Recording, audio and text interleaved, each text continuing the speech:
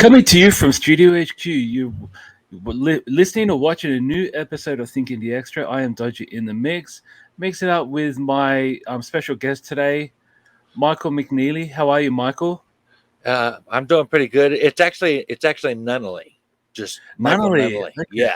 Yeah. Oh well, I should have asked you before we started recording, but I appreciate the correction there. That's right. Well, it's always a good way to start a show. right. Getting me wrong, but apologies for that.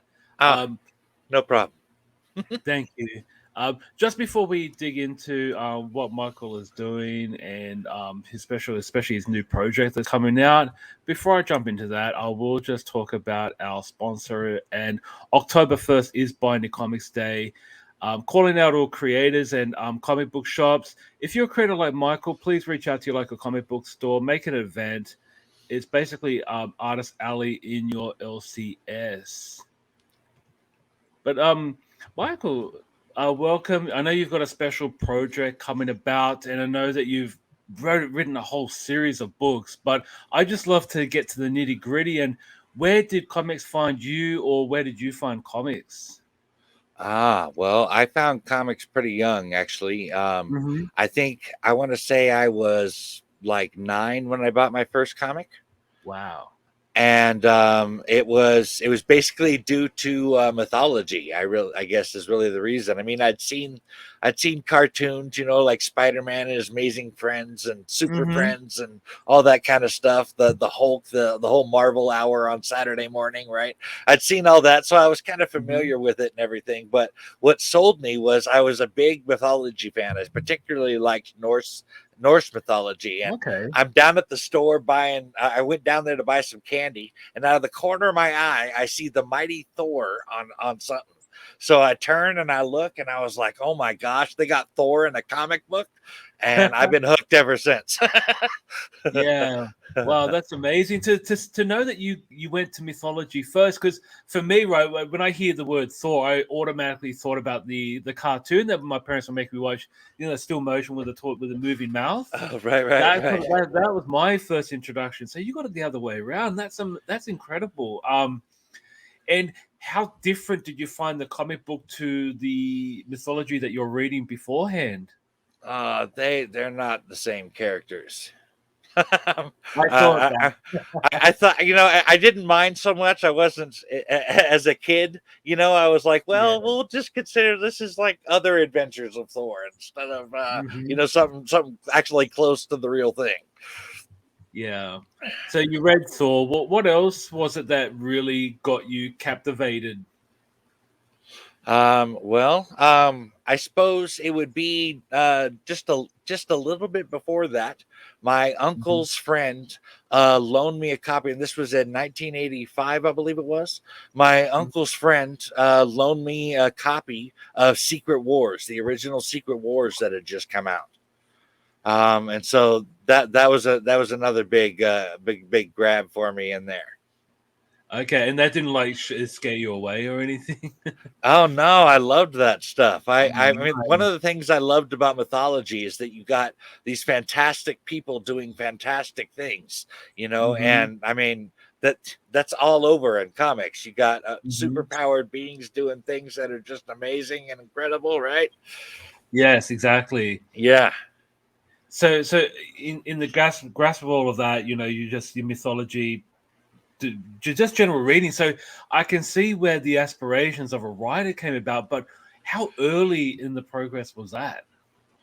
Oh, well, I actually wrote my very first comic when I was 12. Um, Wow. it was very derivative, mind you. I mean, I was Mhm. 12, and I mostly Yeah. based the guy off of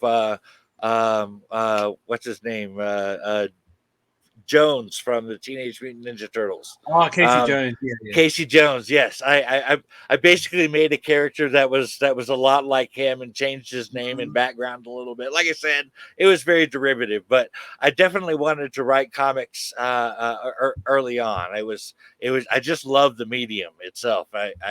It was a Yeah. big escape for me as a kid, and I just really loved diving into that world of fantasy. Hmm.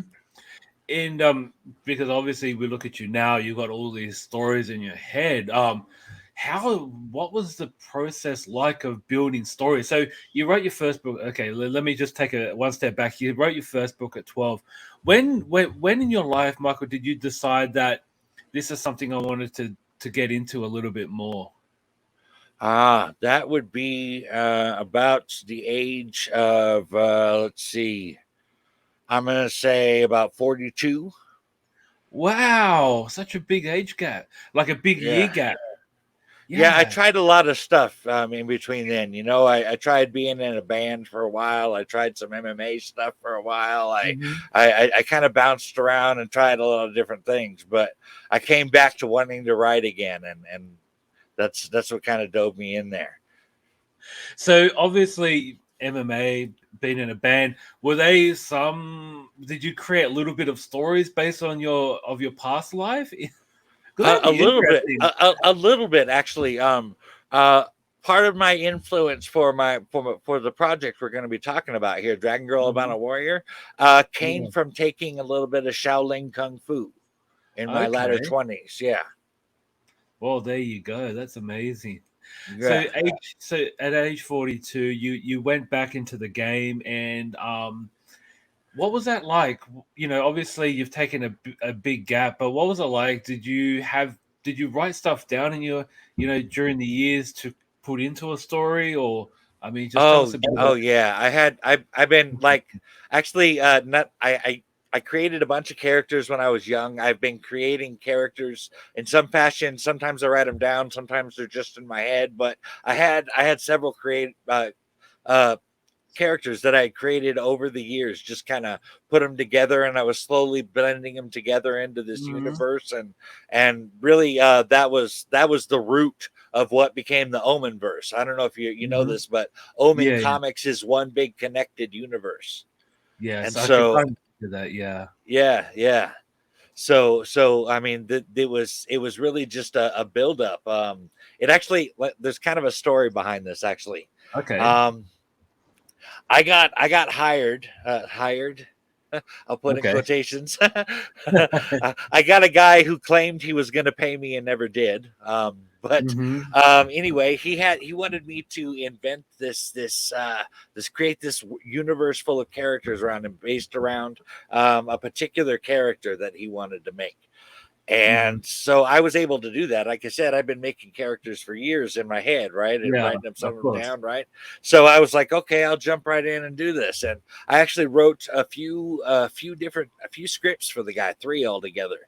And Mhm. then I found out that he wasn't actually going to pay me, and claims he was never even really all that serious about it. And so I said, well, check this out. I'm walking with my characters, and I'll catch you later. And I actually named Omen Comics after one of the characters that me and this guy had created as Mhm. kind of a spite. So Omen Comics has his name. Understandable. Yep, yep, yep. But yeah, that's kind of how all that got started.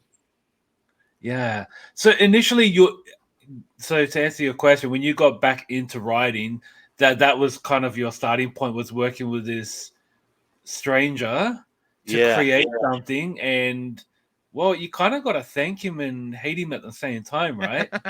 kind of like that. Yeah. It's a good omen, bad omen. I mean, the omen verse is like the perfect label to give to it. But what was it like when you were asked to do this and actually put these characters together? Because I know there's some negativity behind it, but it created you this significant platform, right? Oh, I felt like you know, like I said, I tried a few things before, but Hmm. when I first started writing down, I mean, I even tried writing some prose before, but when I first sat down and started writing a comic, it was like I don't know how else to describe it. I knew in that moment what I was supposed to be doing. Hmm. That this I was like I really felt like I had found my purpose. You know what I mean? Mm. Like it really just felt me with that sense of contentment and stuff. I really got Yeah. excited about writing it. I loved creating the stories. I loved writing out the scripts, the whole process. It was just I couldn't get enough of it. No, that's amazing. And were you like writing single issues, or were you writing story arcs? I was writing a story arc Wow. when I originally started with that guy. I was, like I said, I was 3 issues into that story arc. Yeah. And I had to basically rework everything for what the Omen Comics is now. But Mhm. yeah, we're definitely writing story arcs now for sure. Yeah, yeah, no, that's fantastic. Um, and so just tell us a bit about some of these stories. Okay, we'll start off with I guess of your how can I say this is probably your Fantastic Four would be the Omen. Tell us about what's so significant about the Omen and having all the stories combined. Just tell us about the Omen.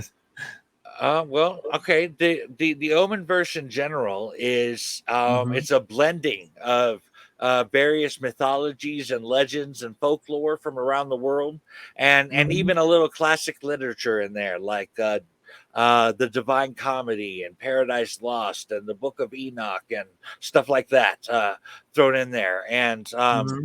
the idea is that basically, if it's believed by someone somewhere, it probably exists in the Omenverse.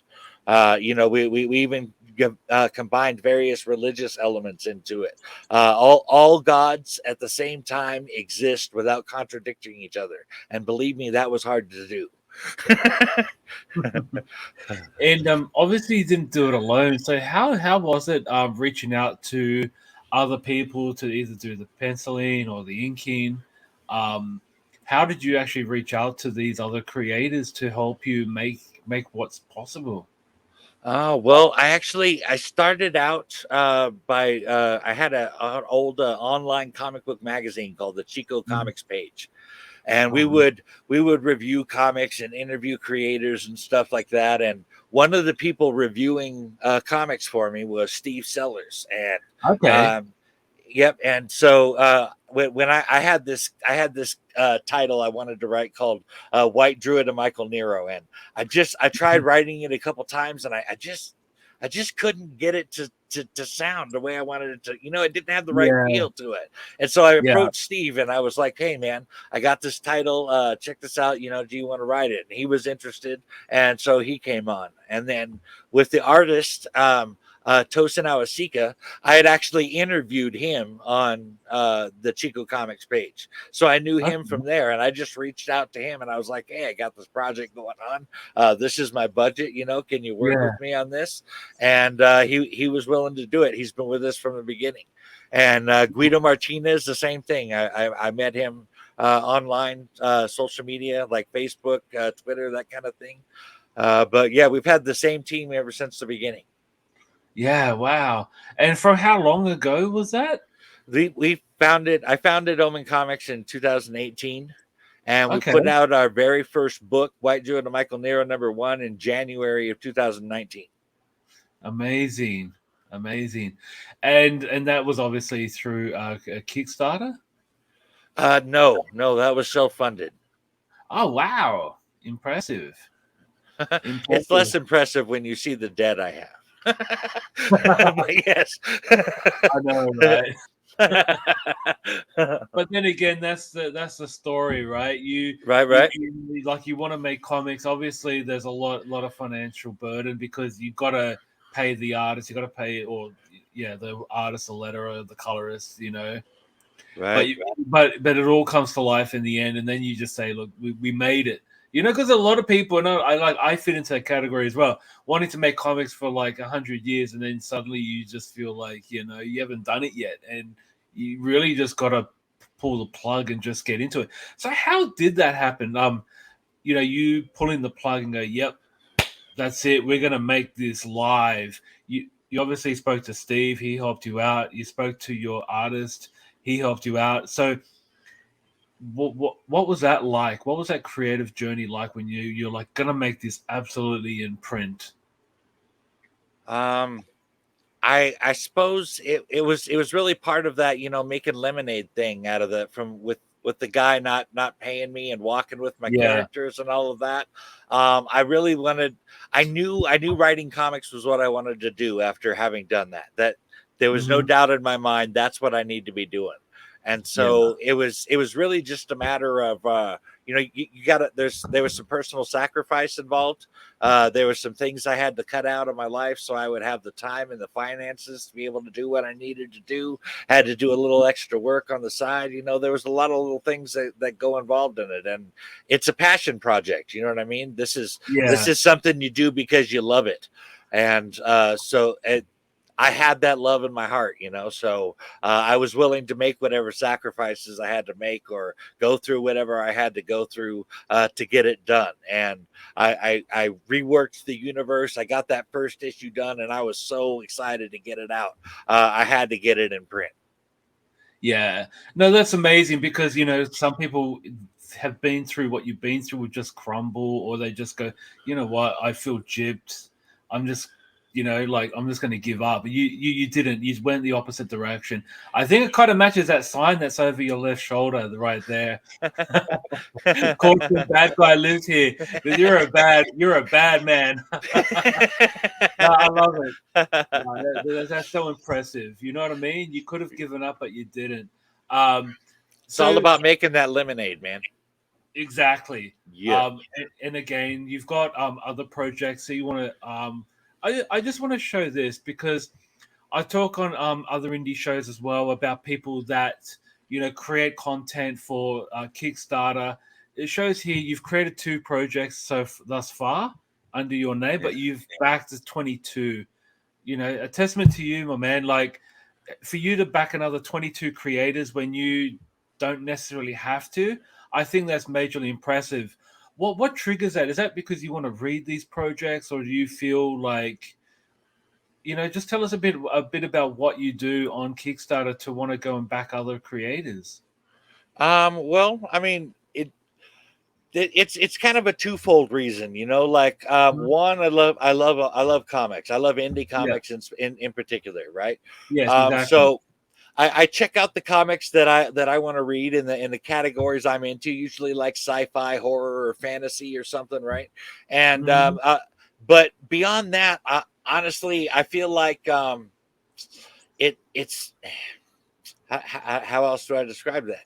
I feel like I want to support other creators. My hope is that by giving back to the community, maybe the tide will rise us all. Exactly. I know what you mean. Yeah.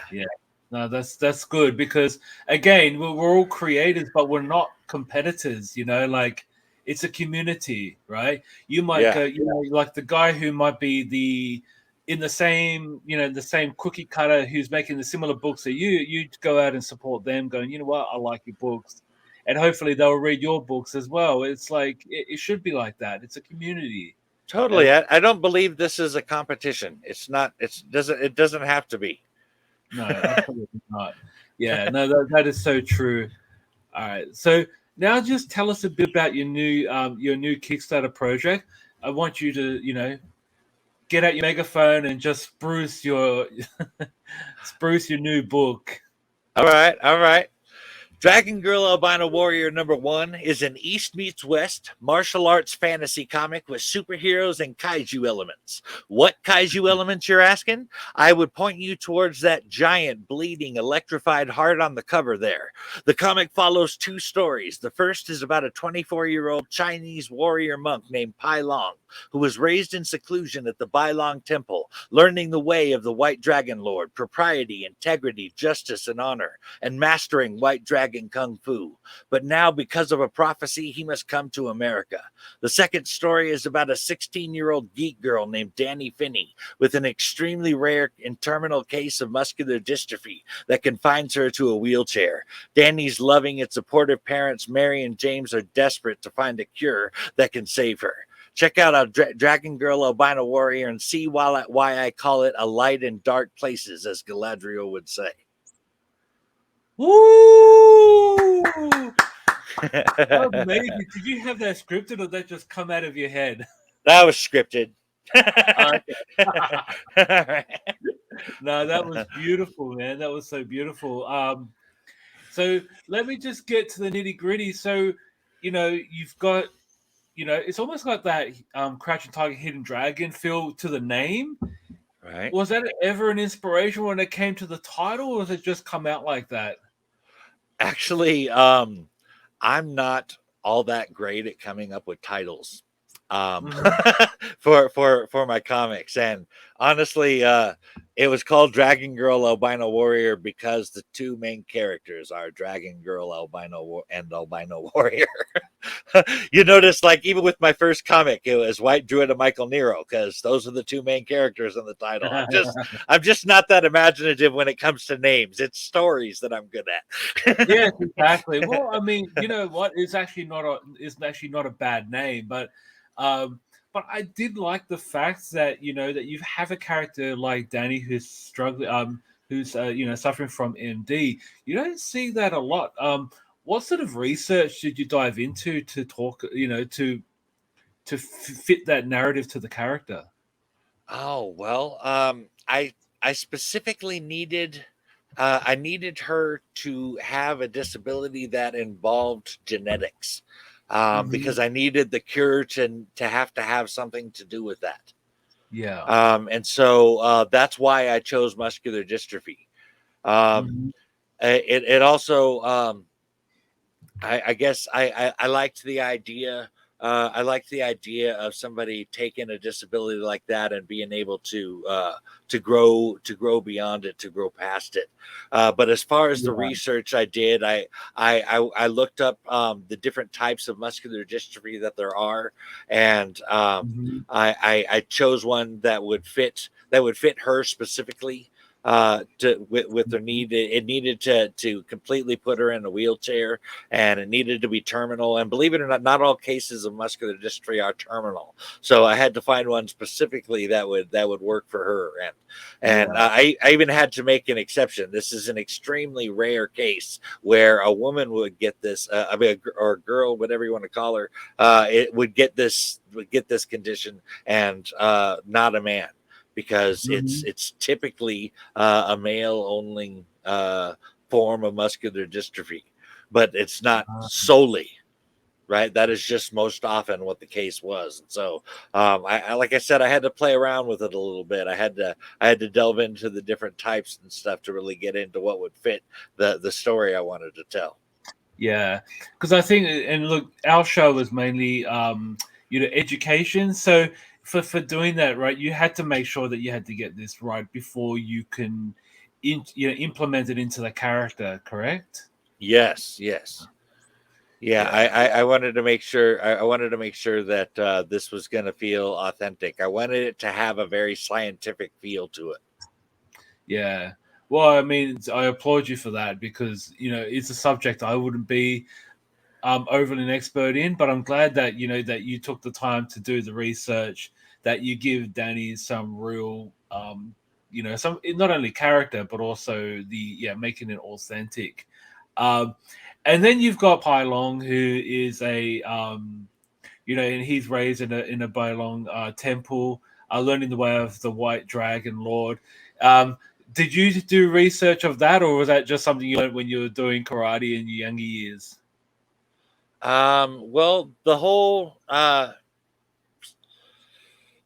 the research I did with that had was a mixture of finding out, learning some Zen Buddhist type principles Hmm. from what the Shaolin believe, and also just some general Eastern philosophies.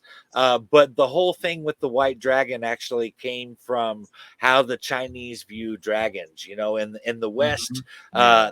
this is something that a knight goes off and slays, and they're evil creatures or whatever. But in China, these are wise and mystical beings that, you know, Yeah. they can heal, they can impart wisdom. You know, there's this whole Hmm. thing about them, and I wanted to build them, a part of the Omenverse mythology. I wanted to build around that, and the Pai's whole connection, even the Bai Long temple. Bai Long means white dragon in Chinese and Mandarin. So, you know, it's all connected with that dragon thing for the most part there. Yeah. Yeah. Okay. And how long was this project in the works? Was this something that came up in the last year or so? Was this a long-term lingering in your mind? I think I had Dragon Girl Albino Warrior written in 2020. Okay. Oh wow. So it's been sitting in paper, right? Yeah, yeah. Well, because Yeah. of our how we have to release comics, we can't just bust them out every month. You know what I mean? So Yes. we're only getting a couple few out a year, and because of that, we just hadn't gotten to a spot where we could release Mhm. this first issue yet until now. Yeah. And prior to it coming out in fruition, was this like finished and you're like, yep, I'm set with this. This is all going to print, or did you look at it and go, oh, I think I need to make some changes? Oh yeah, yeah.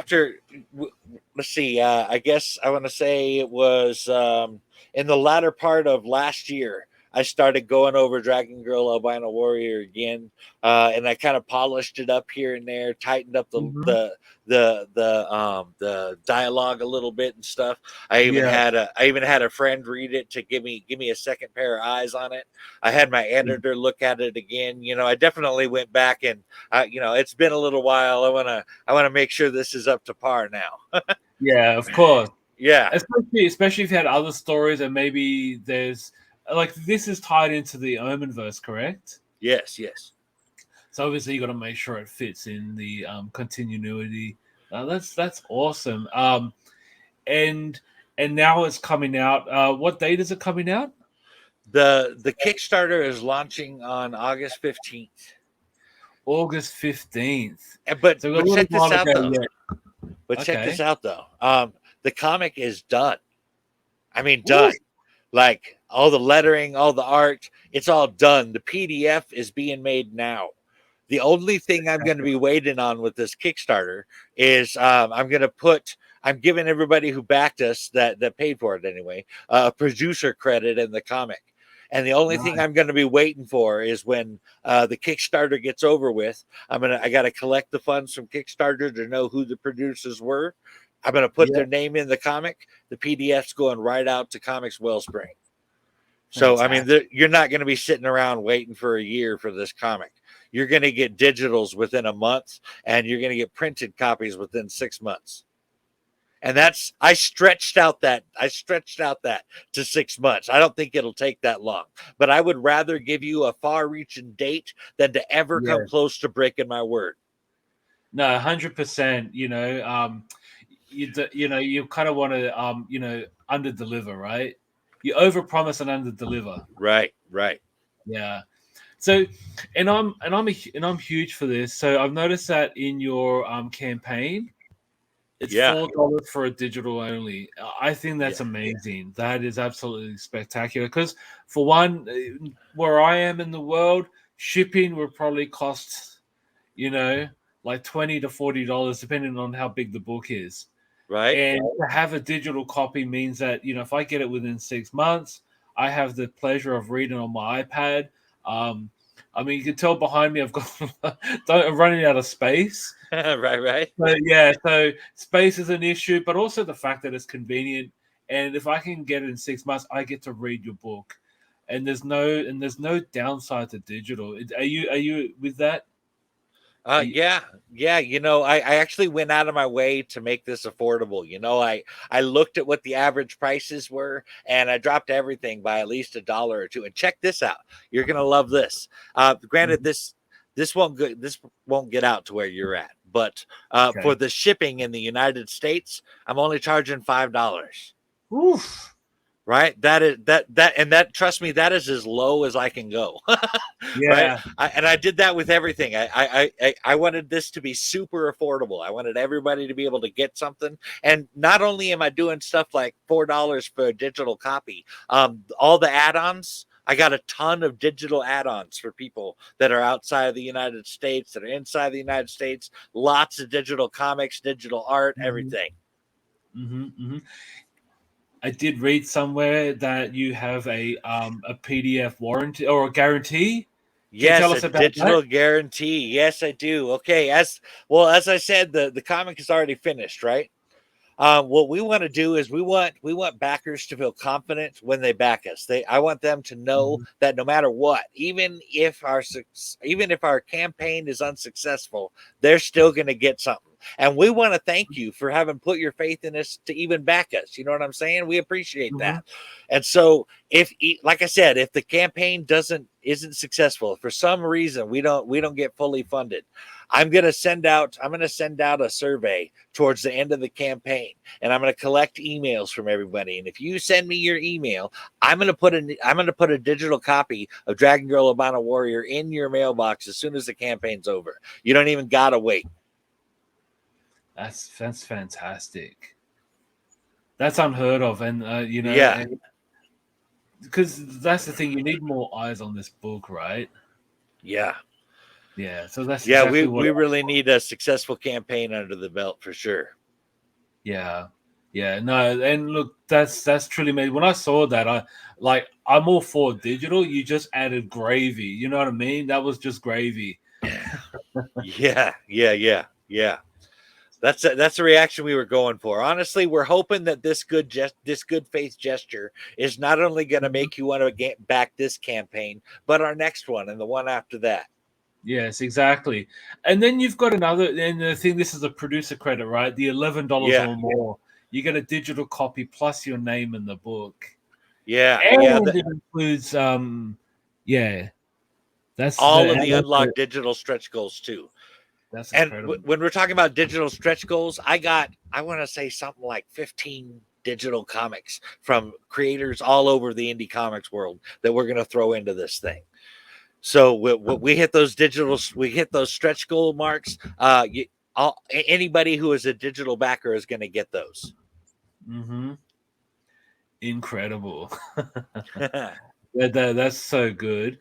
And then you've got your digital printed copy as well. Yeah. And if you notice the price on that, bear in mind this is a 44-page full color comic. I'm charging $9 for it. That's incredible. Yeah, that's fantastic. And, I definitely want it to be affordable. I don't want anybody to want to help me or to help back us, or whatever, and not be able to afford it. I want the prices low enough that anybody can get in there and get something. No, that's I really appreciate your motivation, because again, you see some digital books are going for like $12 and it's only 32 pages, and that really that's kind of hurtful, because again, this is like immediate profit, because it doesn't really cost a lot to click a mouse to send something. So it doesn't. No printing involved, and I think it's amazing what you're doing. I just really love your motivation, Michael. I really do. It just tells us that you're passionate about comics, but also you're passionate about people wanting to read your comics. So we talked about Dragon Girl Albino Warrior. Tell us a bit about your creative team. Give some shout outs to your co-creators. All right, sure. Let's talk about Steve Sellers for a minute. Me and him founded Revelation Comics together. That is our Omen Comics imprint, and we tell stories outside the Omenverse. They're standalone stories, and he is the creator and writer of the Blitzverse comic. You'll see Blitz #1 there from Revelation Comics. He also writes White Druid and Michael Nero and the new Guardians of Aleum title, and we also got another one coming out called Dark Oracles that he writes for. He also does podcasts with me in our Omen Revelations podcast. Steve is the president of Omen Comics for a reason. He is an essential part of the crew for sure. Our vice president actually is our artist, and we credit him as a co-creator on all of our stuff. Nice.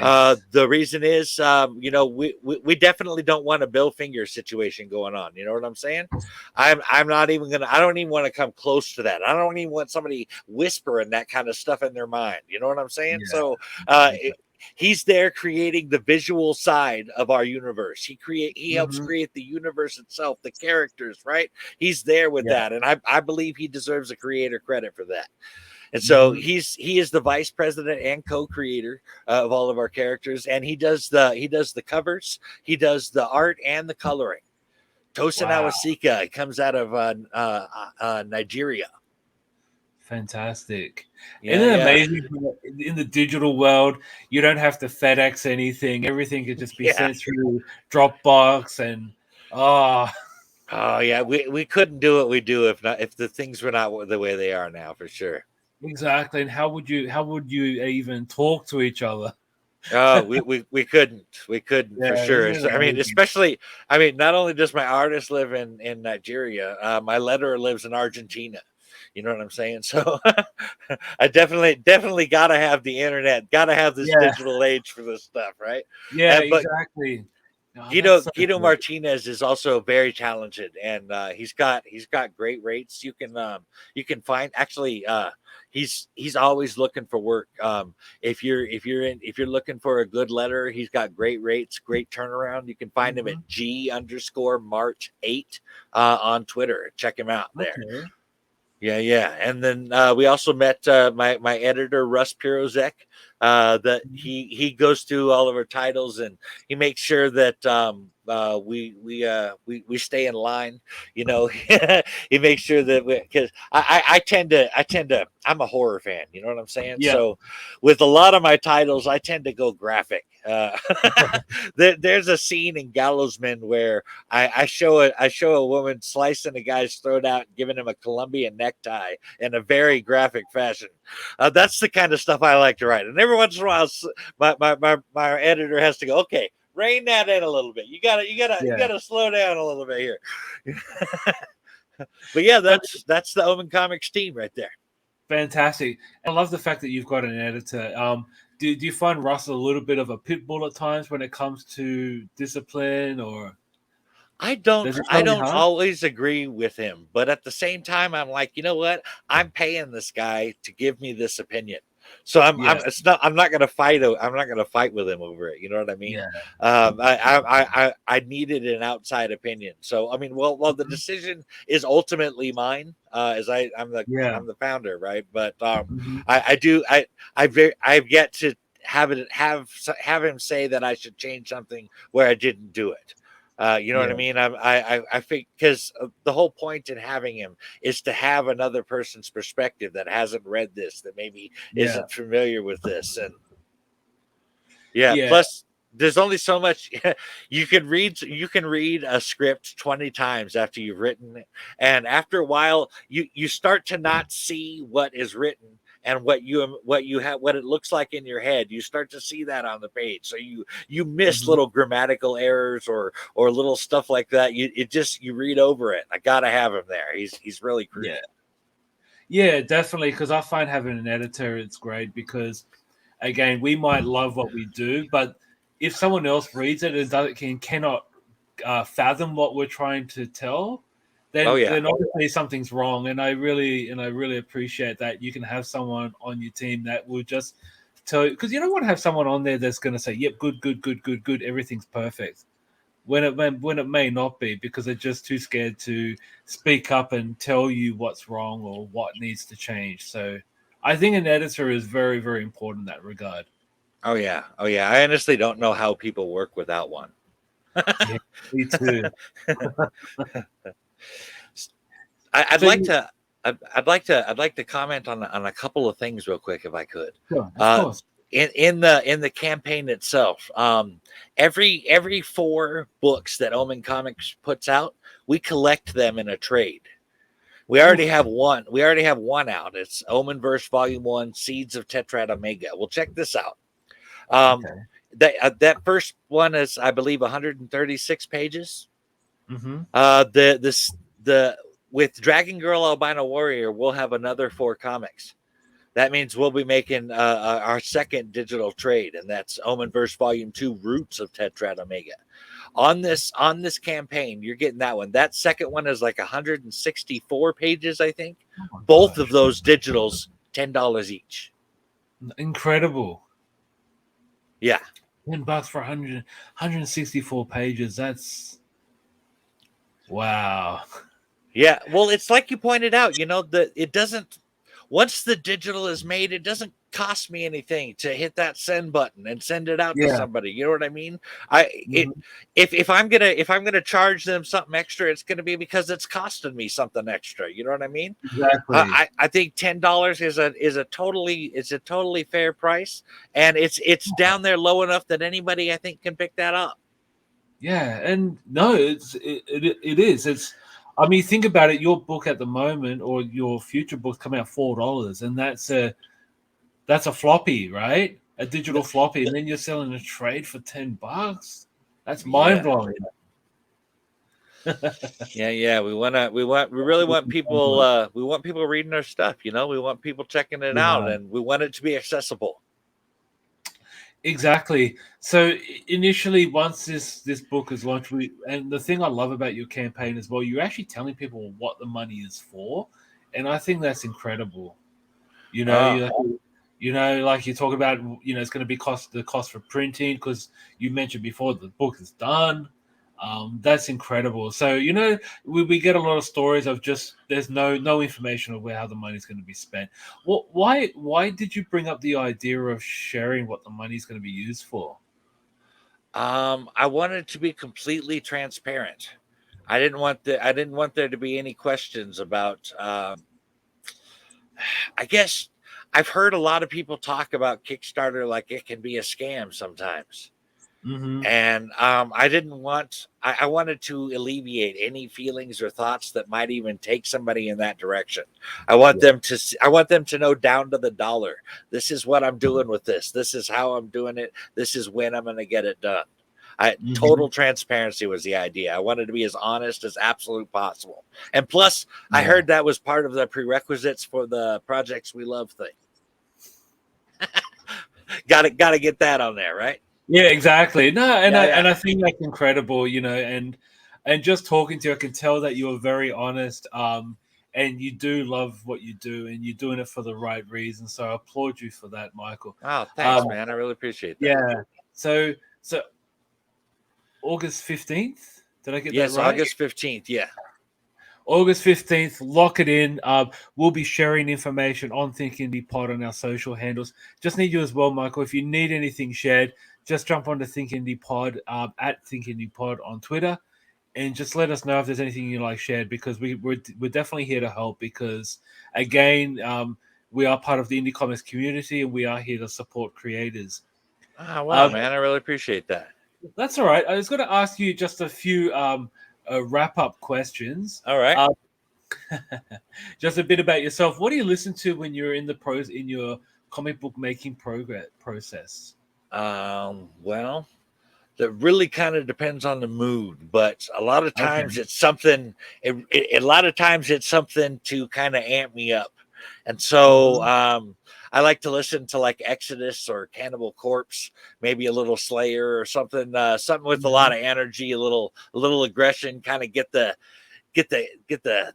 energy going. Yeah, It pumps me up, gets me all in the mood. But there are also times when I'm writing stuff that's a little gentler, and hell, I'll even throw on a little Tina Turner once in a while. I know. It kind of depends on the mood. Yeah, no, no, absolutely. And what are you watching? Are you watching streaming anything at the moment? I'm currently I'm watching The Boys, Yep. and yep. Let's see. I'm rewatching The Ranch Hmm. on Netflix. Yeah. Mostly, I'm trying to catch up on my MMA watching. I'm trying to catch up on my UFC on ESPN Plus. Yeah, but it's just hard to watch. It's hard to find time to watch stuff. With all I that's know what going you on. mean. Yeah. No, definitely. And now just a question about you, or about your projects in general. So, what part of you do you put into your work?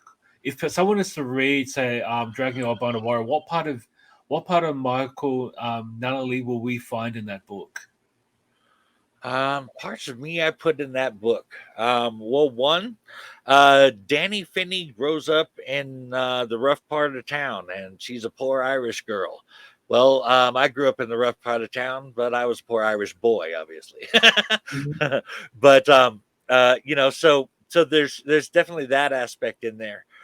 With Pai Long, I really between taking Shaolin Kung Fu and actually watching the Karate Kid movies, I really learned that there's a proper way to teach martial arts and an improper way to do it. That there is more to martial arts than just violence, and I Yeah. really want that lesson really stuck with me. It really became part of me, and I really wanted to share that in the book, and I did that with Pai Long. Nice, nice. Oh man, that's so incredible, Michael. Thank you so much for joining me on Think Indie Pod. But before we go, where can we find you? If people are listening and wanting to find out more about you and your work, where can we jump onto? Oh well, I don't know if you can see it on my little voice thing there. I got my Mm-hmm. Twitter handle there on the bottom there. It's Michael Nunneley, except you drop off the Y and put on a little 5 there. It wouldn't let me spell my Nice. name out properly, but that's where you can find me on Twitter. I'm at michael.i.nunneley on Facebook. Mm-hmm. You can find Omen Comics at Comics Omen on Twitter, Mm-hmm. and Revelation Comics at Revelation Comic on Twitter. Nice. Easy to find though. That's Yeah, yeah, incredible. yeah, yeah. Also, if you're interested in becoming a patron, we don't always know when books are going to get printed with my publisher, Wicked Publishing. Mhm. All of my patrons get printed copies of my comics regardless, along with digital Okay. copies. And if that sounds interesting to you, you can find us at patreon.com/Omen Comics. And that's it. Ooh, nice, nice. Now that's incredible, Michael. Thank you so much for your time. And everyone who's listening and watching today, please keep following Think Indie Pod.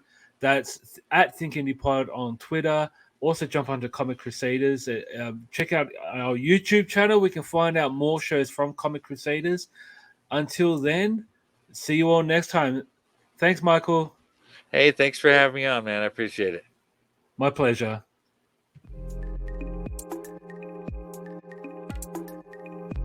Thank you. We hope you've enjoyed this Comic Crusaders production.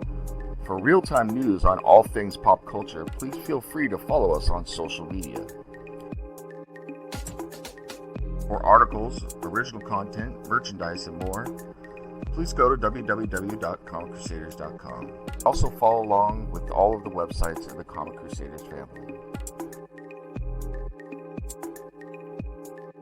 As always, if you like this content, please click like and subscribe to the Comic Crusaders YouTube channel.